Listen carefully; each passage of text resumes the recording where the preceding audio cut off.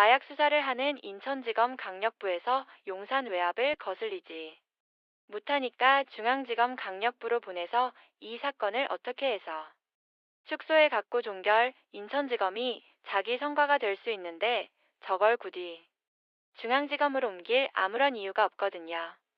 당시 사건을 담당했던 검찰 수사관 중에 한 명입니다.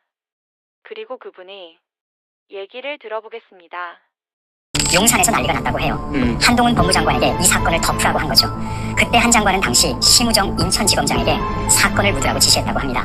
그런데 한 장관이 이 사건을 잘 덮어줄까 못 믿어왔던 김건희 여사가 당시 이원석 검찰총장을 통해 직접 사건을 잘 묻는지 챙기기 시작한 거예요. 이 사실을 알게 된 한 장관은 화가 엄청 났다고 합니다.